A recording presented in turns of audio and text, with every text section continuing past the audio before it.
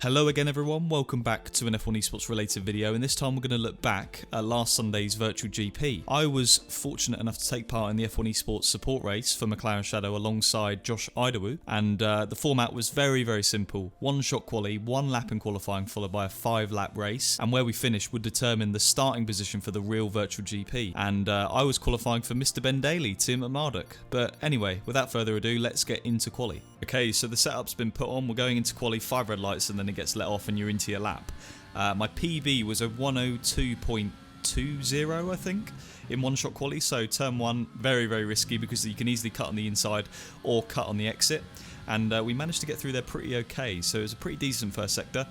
And going into turn 3, so brake just after the 100 down to 3rd, late apex, get on the power. We're a bit hesitant on the power because obviously it's one shot. It's a bit of a weird one because you want to send it obviously, but if you go that little bit too much, like 0.01% too much, you'll invalidate or get an oversteer moment and that's it. So for this one, turn 4 brake after the 100 down to 4th gear, nice and tight on the exit for the line of least resistance, and then down to 6th gear for these two left-handers.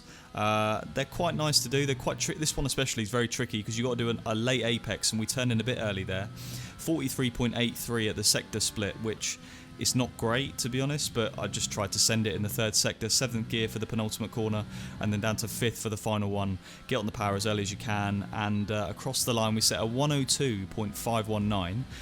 Under pressure, I thought it was a decent-ish lap. I knew there was time in it, but 10th. I wasn't expecting to be that far down. Once again, highlighting the class and the level of F1 Esports. And you can see David Tinitzer there with pole with a 102.3. So we're just over 2/10 off him. How was it, James? Clearly you can see the time in the lap Tobin there was just checking in on how we did. And Josh there qualifying in 7th, just half a tenth in front of us. So if we found a 10th, we would have been 5th. So F1 Esports, as always, very close. But anyway, on to the race. If you saw Tim at Marduk's tweet earlier in the day, you would have seen anything less than 1st was not good enough for him. So I had a lot of work to do. And let's have a look. So P10 on the grid, 5 red lights behind Jarno Otmir and Joni Tormala going into turn 1. We get a decent start, to be fair, no wheel spin, and engage the ERS at the right time as well. And I'm going to play it nice and conservative into turn 1. I don't want to break my wing. And you can see that Alvaro gets on the curb, I think, spins. Joni hits him, and Jarno hits him, and then loses his front wing. At the time, I registered he lost his front wing, but I didn't really do anything about it. I should have just been more aggressive to try and get up the inside of Jarno and clear him to stay on the back of Josh and the 5-car train in front of him. But unfortunately we get leapfrogged there by Cedric on the outside, really good move. And we're stuck behind Jarno, who's got damage. And when you've got damage at a track like this, especially Sector 2, which you're about to see, it really hurts you because the cars are so reliant on the downforce. If you've lost a little bit of your front wing, it's kind of game over. So at this point I realise Jarno's definitely broken his front wing. He's losing time to Josh. We know Jarno, we know how quick he is. He wouldn't be doing that usually. And you can clearly see me and Cedric are now bottled up behind him with Freddie Rasmussen behind me. And going into the 3rd sector, I get really lucky here. So I hit Cedric a little bit up the rear, and I don't break my front wing. So it's complete like luck of the draw whether you break your front wing in this game or not, I swear. But Freddie goes down the outside of us into turn 1. We fend it off, a little bit aggressive. Cedric gets wheel spin on the exit, and we do get a run on him. Already, I've gone through too much of my ERS, considering what I would want to. But that is the nature of a 5-lap race. You have to kind of use the ERS at the start when you need to make positions, and then the end of the race hopefully will be nice and fairly peaceful, should we say. But we got the inside of Jarno because everyone outbroke themselves into that last corner. I broke late, but people broke even later than me, and Freddie hit Jarno. It was all going off. So we managed to get Jarno in the end, clear that, and unfortunately we're 2 seconds behind Josh, which in a race this short with a lack of ERS, and now we haven't got DRS from the car in front, unless something happens, it's kind of impossible to make that kind of gap up. Jarno is behind us. We know he's got wing damage though, so I'm not too worried. If I put some clean laps together without cutting, then a P7 should be almost guaranteed, because Jarno, very good racecraft, very good at defending. I know he's going to be hard to get past, even with a broken front wing. The guys are going to struggle. So if I can just clear Jarno and the guys behind, it's going to be a pretty boring race. And without spoiling it too much, that's what it turns out to be. You can see the guys in front now have DRS. It's lap 3, and that's bad news for me. I just put some fairly clean laps together towards the end, really, and it's a shame because I had decent pace. I think on the last few laps I do catch Josh a little bit. So the race pace was there, but you know, I do like the format of these races. They're really good fun. They take the seriousness a little bit off the F1 Esports racing, should we say.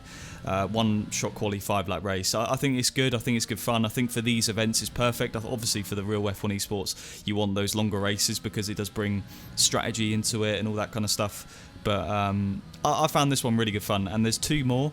I can't say what tracks they're at the moment. I don't think I'm allowed, but I do believe I'm doing those final 2 races, so I'm looking forward to them. And it'd be nice to get, you know, a top 5, maybe a podium, something like that, break into those, you know, top positions. But if I don't, it's not the real thing. But obviously we're trying to get the best results possible for Mclaren Shadow.